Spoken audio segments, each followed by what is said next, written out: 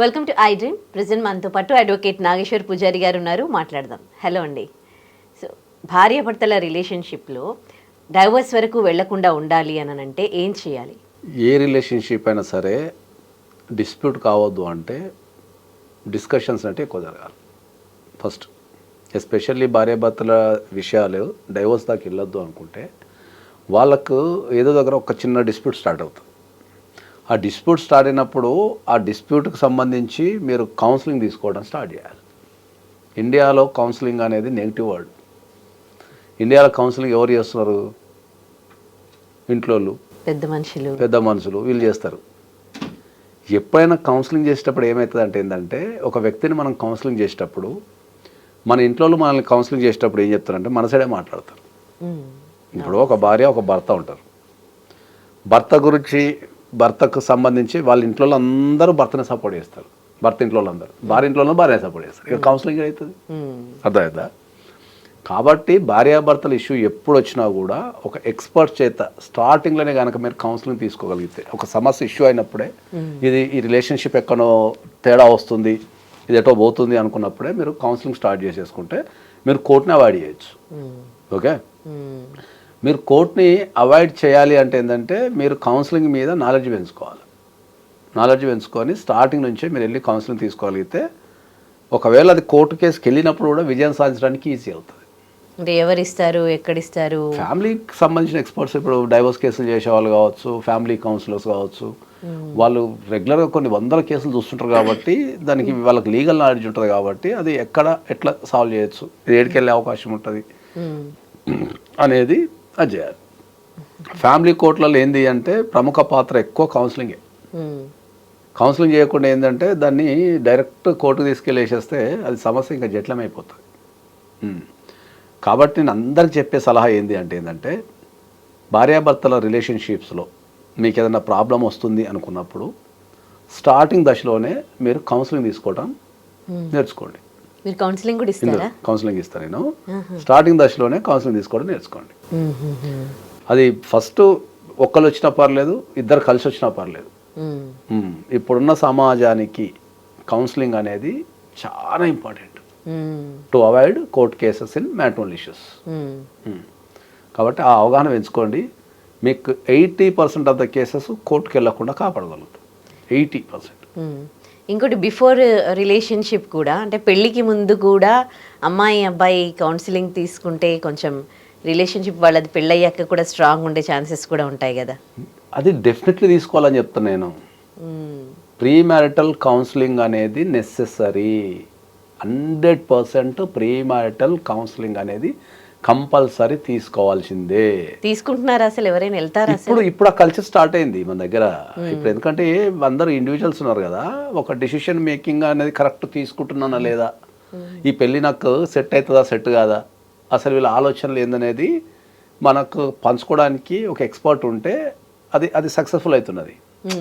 భారతదేశంలో ప్రధానంగా వచ్చే ప్రాబ్లం ఏంటంటే పెళ్ళి అనేది ప్రతి ఒక్కరి జీవితంలో కంపల్సరీ. ఓకే, పెళ్ళి అనేది ప్రతి ఒక్కరి జీవితంలో కంపల్సరీ. కానీ అది జీవన విధానం కాదు, కానీ ఆ పెళ్ళి అనేది అవసరం కోసం చేసుకుంటున్నారు. అర్థమైందా? అవసరం అంటే ఏంది? సమాజం కోసమో, ఇంట్లో చెప్పిళ్ళనో, ఏదో వచ్చిందనో, ఓకే, ఈ రకరకాల కారణాల వల్ల పెళ్లి చేసుకుంటున్నారు కాబట్టి ఆ పెళ్లి ఫెయిల్ అవుతున్నది. ఒక పెళ్ళికి కొన్ని అర్హతలు ఉంటాయి. ఆ అర్హతలు ఉన్నప్పుడు అర్హతలు నువ్వు పాటించినావు అనుకో పెళ్లి సక్సెస్ అవుతుంది. ప్రతి పోస్ట్కు ఒక అర్హతలు ఉన్నట్టు పెళ్లి కూడా కొన్ని అర్హతలు ఉంటాయి. ఏముంటాయి నేను చెప్తే ఇప్పుడు మళ్ళీ జనాలు నన్ను వేసుకుంటారు. నేను చెప్తే తప్పేటట్టు లేదు కదా. అట్లా పెళ్ళి అనేది ఎంగేజ్లో చేసుకోవాలా. అర్థమైందా? ఎంగేజ్లో చేసుకుంటేనే అది సక్సెస్ అవుతుంది. నువ్వు ఏజ్ దాటిన తర్వాత ఏజ్ దాటి అంత జీవితం అంతా సంకనాగిపోయిన తర్వాత పెళ్లి చేసుకుంటే ఏముంటుంది? బోర్ కొడుతుంది జీవితం. 30 సంవత్సరాలకు పెళ్లి చేసుకుంటే ఏముండదు. అంటే ముందులా లేదు కదా, సెటిల్ అవ్వాలి లైఫ్లో అని ఇప్పుడు అందరూ థింక్ చేస్తున్నారు. కాదు, ఇప్పుడు సెటిల్ కాకపోవడానికి నాకు పెద్ద తేడా నాకు నిజంగా చాలా చిన్న బ్రెయిన్ అనుకుంటా. పెళ్లికి సెటిల్ కావడానికి ఏం సంబంధం ఉంది? అంటే రెస్పాన్సిబిలిటీస్ ఏముంటాయి? ఏం రెస్పాన్సిబిలిటీస్ ఉంటాయి? భార్య, తర్వాత పిల్లలు.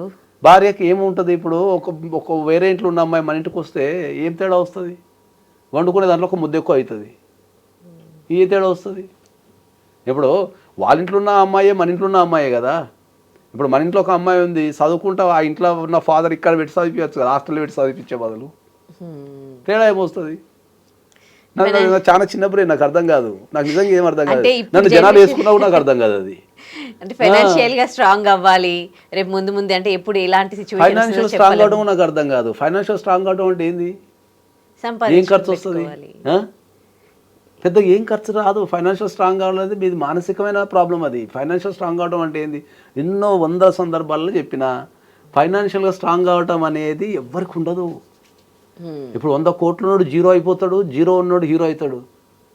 దాన్ని ఫైనాన్షియల్ స్ట్రాంగ్ ఎట్లా అంటాం? ఎవరి కెరియర్ కూడా ఇట్లా స్ట్రైట్ ఉండదు. ఓకే, కెరియర్ అనేది మారుతూ ఉంటుంది. బిజినెస్లోకి వెళ్తాము, నచ్చిన ప్రొఫెషన్లోకి వెళ్తాము, లేకపోతే నాకెందుకు వచ్చిన రిస్క్ అని చెప్పి జాబ్ చేసుకుంటాము. అంతే తప్ప కెరియర్ అనేది సెటిల్ కావటం అనేది లైఫ్కి ఎప్పుడు ఉండదు. సెటిల్ కావటం అనేది ఎవడన్నా నీది చేస్తే సెటిల్ అవుతా అంటే అది చేసిన వాళ్ళందరూ సెటిల్ అయిపోవాలి కదా. సమస్య ఎక్కడిది? ఇంకా ఈ లాజిక్ ఎవరికి అర్థం కావడంలే. ఇప్పుడు ఏమనుకుంటాడు, నాకు జాబ్ వస్తే సెటిల్ అయిపోతా అనుకుంటే పెళ్లి చేసుకుంటాడు. మరి జాబ్ వచ్చి పెళ్లి చేసుకుంటే వాడి జీవితంలో సమస్య లేదు కదా. కానీ పెళ్లి చేసుకున్న గంట నుంచే సమస్య స్టార్ట్ అవుతుంది కదా. లాజిక్ మర్చిపోతున్నారు జనాలు. That's what I'm telling. Simple logic మర్చిపోతున్నారు. ఒక పెళ్ళి వల్ల, ఒక అమ్మాయి మన ఇంటికి రావడం వల్ల మనం వండుకునే దాంట్లో ఒక ముద్ద ఎక్కువ అవుతుంది తప్ప మిగతా ఖర్చులన్నీ సేమ్ ఉంటాయి. ఒక ఫాదర్ అక్కడ ఉన్నాడు అనుకో, ఇక్కడ పెట్టి చదివి ఏమవుతుంది? ఇక్కడ నుంచే కాలేజీ పోతుంది. వాళ్ళ ఇంట్లో ఉండేది ఇక్కడ వచ్చి పోతుంది కాలేజీకి. తేడా ఏముంది? సపోర్ట్ చేయాలనుకుంటే 2 ఫ్యామిలీస్ కలిసి ఒక 2 వ్యక్తులు సపోర్ట్ చేసుకుంటే, ఎవరి స్థాయికి తగ్గట్టు వాళ్ళు సపోర్ట్ చేసుకుంటే నీకు ఫైనాన్షియల్ విషయం ఉంటుంది. ఫైనాన్షియల్గా సెటిల్ కావాలా అని, ఫైనాన్షియల్గా సెటిల్ అయితే సమస్యలు తీరుతాయి అని ఎవరన్నా చెప్తే వాడిని నా దగ్గర తీసుకురని మాట్లాడతాను. అదొకటి ఫైనాన్షియల్ సెటిల్మెంట్. ఇంకోటి అండర్స్టాండింగ్. ఇప్పుడు వేరే పర్సన్ వేరే మెంటాలిటీతో వచ్చి ఇప్పుడు వాళ్ళ లైఫ్లో ఒక పార్ట్నర్ అన్నప్పుడు వాళ్ళిద్దరు మెంటాలిటీస్కి సెట్ కాక డిస్టర్బెన్స్తో గొడవలు ఇలాంటివి జరుగుతూ ఉంటాయి. సో అది కూడా ఒక విధంగా అయిన తర్వాతనే సెటిల్ కావటం లేదు అందరూ. అదే చెప్తున్నాను నేను. 30 సంవత్సరాలకు అంత తెలిసిపోతుంది ప్రపంచం అంతా. 30 సంవత్సరాలకు ప్రపంచం అంతా తెలిసిపోయిన తర్వాత వాళ్ళకు ప్రిఫరెన్సెస్ వచ్చిన తర్వాత బోర్ కొడుతుంది జీవితం. ఆ బోర్ కొట్టి ఏం చెప్తున్నారు? గొడవలు పెట్టుకొని మా దగ్గరకు వస్తున్నారు. అదే చెప్తున్నాను నేను. మెచ్యూరిటీ లెవెల్స్ పెరిగిన తర్వాత నేనైతే స్ట్రాంగ్లీ బిలీవ్ దట్ అమ్మాయికి 20 years పెళ్ళి చేయాలని చెప్తాను నేను. 20 years 30 years చేస్తే ఏముంటుంది? ఏముండదు జీవితం. 30, 32, 33కి చేసుకుంటే ఏ జీవితం ఏముండదు. దాని మజా రాదు. అమ్మాయి 18 సంవత్సరాలు, అబ్బాయి 25 below, 24 below, irrespective of their financial status సమాజంలో ఆలోచనలో మార్పు రావాలి. ఆలోచనలో మార్పు వచ్చినప్పుడు ఆ ఎంగేజ్లనే బాండింగ్ పెరుగుతుంది. అప్పుడు గౌరవాలు పెరుగుతాయి, బాండింగ్ పెరుగుతుంది, ఫిజికల్గా స్ట్రాంగ్ ఉంటారు. ఓకే, మెంటల్గా ఎవరు ఉండాలి? స్ట్రాంగ్ పేరెంట్స్ ఉండాలి. అర్థమైందా? నువ్వు ఏమైనా పిల్లల్ని అంటున్నారు, ఓకే, ఫైనాన్షియల్ సెటిల్గా అని తెల్లవార్లు వానికి ఇంజక్షన్లు వేస్తున్నారు. ఇద్దరికి, ఆడవాళ్ళకు మగవాళ్ళకు. ఈ ఫైనాన్షియల్గా సెటిల్ అయ్యే క్రమంలో వీళ్ళు ఈ మనిషికి ఏమైతే నీడ్స్ ఉంటాయో అవి మర్చిపోతున్నారు. మర్చిపోయి ఏం చేస్తున్నారు? కెరీర్ అని చెప్పేసి ఆ కెరీర్ ఎంబటి ఉరికి 30 సంవత్సరాల వరకు 30 సంవత్సరాల తర్వాత జీవితాన్ని సంగనాగిపించుకుంటారు. మళ్ళీ నా మీద మళ్ళీ దాడి చేస్తారు. నీకేం తెలుసు, నువ్వు బాగా సెటిల్ చేసుకున్నావో, నువ్వు చేసుకోలేదనో, లేకపోతే నీకు డైవర్స్ అయిందనో, కాలేదనో, దమ్ముంటే నీకు కొడుకు చేయను, ఓరి ఏమో జీవితం. అరే అది కాదు. అది సమాజ పోకడ అనేది ఒకటి ఉంటుంది. సమాజాన్ని మనం ఫస్ట్ అర్థం చేసుకోవాలి. అర్థం చేసుకున్న తర్వాత దాన్ని ఏం చేయాలని చూడాలి. పెళ్లి చేసుకున్న తర్వాత చదువుకొని విజయాలు సాధించడం లేరా? నేను చాలా స్టోరీలేనా నేను. పెళ్లి తర్వాత నీకు విజయం సాధించాలనంటే ఏది అడ్డు కాదు. పైసలు సంపాదించడం కూడా ఏది అడ్డు కాదు. నువ్వు ఈ అడ్డమైన రిలేషన్షిప్స్ అని మెయింటైన్ చేసే బదులు, ఓకే, కరెక్ట్ ఏజ్లో పెళ్లి చేసుకొని భార్యాభర్తల రిలేషన్షిప్ మెయింటైన్ చేయడం ఎంత బ్యూటిఫుల్ ఉంటుంది చెప్పు. భారతదేశంలో జరిగే క్రైములలో, ఓకే, పోలీస్ స్టేషన్లో జరిగే క్రైములలో 50% ఆఫ్ ద క్రైమ్స్ రిలేషన్షిప్స్ మీదనే ఉన్నాయి. 50% of the crimes రిలేషన్కి సంబంధించినయే.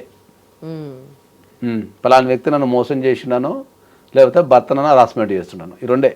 Correct time పెళ్లి చేసుకుంటే రిలేషన్షిప్స్ ఉండవు. అదే చెప్తున్నా నేను. అదొకటి కాదు, డైవర్స్ కేసెస్ కూడా తగ్గిపోతాయేమో. అన్ని తగ్గిపోతాయి అవి. ప్రాక్టికల్గా ప్రాక్టికల్గా మీరు ఎక్స్పీరియన్స్ కావటం లేరు, కానీ అది కరెక్ట్ 2 కుటుంబాలు కూర్చొని వాళ్ళకు మానసికంగా కుటుంబాలు చూసుకోవాలి, దాన్ని ఎక్స్పీరియన్స్ అంటారు. ఓకే, కెరియర్ వాళ్ళు చూసుకుంటే సరిపోతుంది. నిన్ననే ఒక వార్త చదివిన ఎక్కడో, పెళ్లి కాలేదని ఆత్మహత్య చేసుకునేటాడు 30 సంవత్సరాలకి. నిన్ననే చదివిన సీరియస్గా. పెళ్లి కాలేదని ఆత్మహత్య చేసుకుంటున్నారు, లేదా పెళ్ళి అయిందని ఆత్మహత్య చేసుకుంటారు. అర్థమైందా? లేదా రిలేషన్షిప్ ఉన్నామని చంపేస్తున్నారు, లేదా రిలేషన్షిప్ లేవని చంపేస్తున్నారు. అవును, అన్నింటికి చంపడం చావడం. రిలేషన్షిప్ అంటేనే ఒక బ్యూటిఫుల్, దాన్ని కాపాడుకుంటే దాంట్లో మజా వేరే ఉంటుంది. ఎవరికి చెప్పిన అర్థం కావట్లేదు. క్రైము ఇంట్లోకి వచ్చేసింది.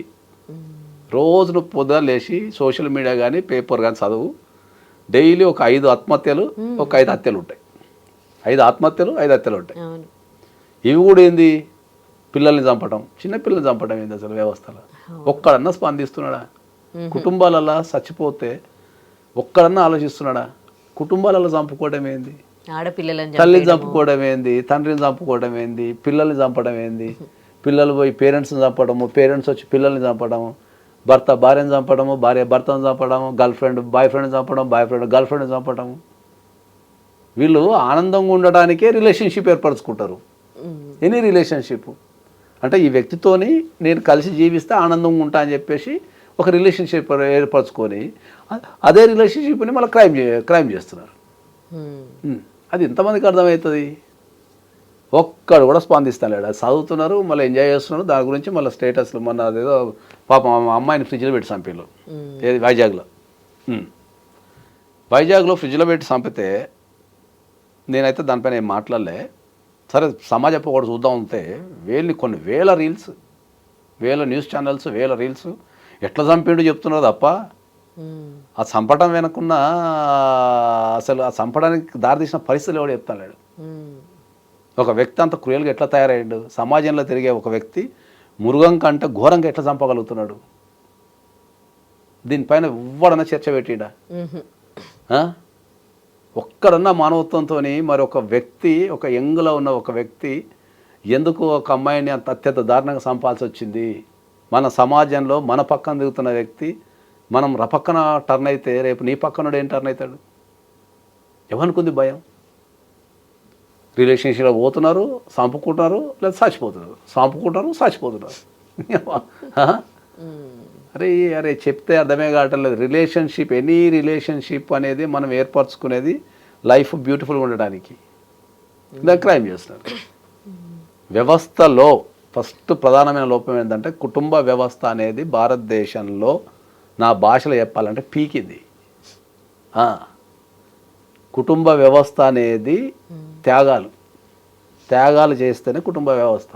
త్యాగం చేయాలి అంతే జీవితాల్ని. త్యాగం చేసి నిలబడితేనే కుటుంబ వ్యవస్థ.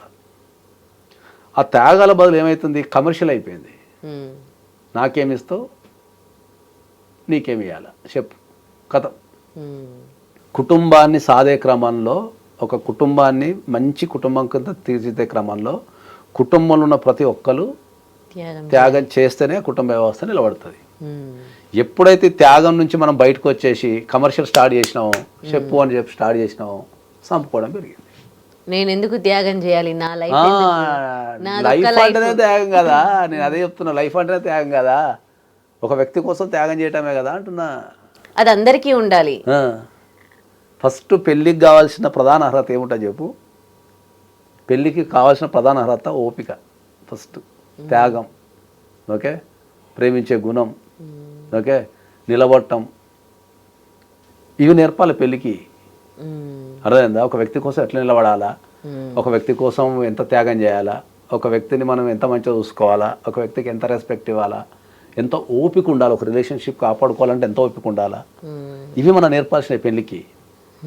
మనం ఏం నేర్పుతున్నావు? నీ శాలరీ ఎంత, ఎంత సంపాదించినావు, ఏం కారు ఉంది, ఏం పెడతావు నాకు, ఎంత బంగారం పెడతావు చెప్పు కమాన్ అంటే ఏమవుతుంది? ఉమ్. పెళ్లి టైంలో 100 తులాలు పెడతాము, రేపు ఏదన్నా తేడా వస్తే అమ్ముకుంటాం. అవును. భారతదేశంలో సగం బంగారం బ్యాంకులోనే ఉంది. ఆ. కరెక్టే. ఆ? ఏమైనా నాకేం పెడతావు నాకేం ఇస్తావు చెప్పు అని కూర్చుంటారు అంతే. రిలేషన్షిప్స్ అన్నట్టే తయారైపోయినాయి. ప్రతి రిలేషన్షిప్, అది ఫ్రెండ్షిప్ కానీ, అది భార్యాభర్తల రిలేషన్షిప్ కానీ, లేకపోతే boy friend girl friend relationship కానీ, తల్లిదండ్రుల రిలేషన్షిప్ కానీ, ఎవరైనా నాకేం పెడుతున్నావు, నాకేం చేసినావు చెప్పు, నాకేం ఇచ్చినావు చెప్పు, కథం ఇదే క్వశ్చన్ తప్ప. ఎక్కడ స్పాయిల్ అయింది అంటారు? అదే చెప్తున్నా, మనం కమర్షియాలిటీ మనం పుట్టినప్పటి నుంచి పిల్లలకు జీవితం అంటే పైసలు సంపాదించడమే అనేది నేర్పుతున్నాం మనం.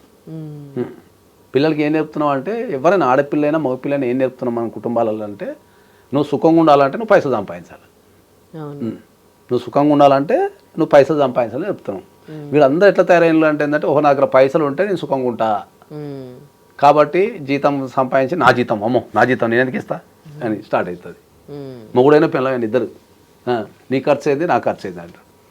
ధైర్యంగా నిలబెట్టి ₹1 ఖర్చు పెట్టే ధైర్యం కూడా ఎవరికి లేదు దేశంలో. సరే నా కుటుంబం కదా, నేను ఖర్చు పెట్టాలి కదా, తీసుకో.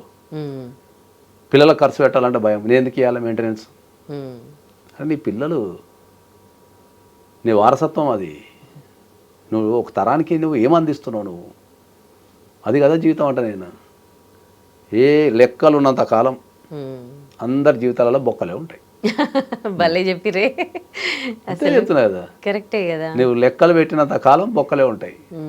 లెక్కలు తీసి పక్కన పెట్టు, జీవితం సుఖం అనిపిస్తుంది.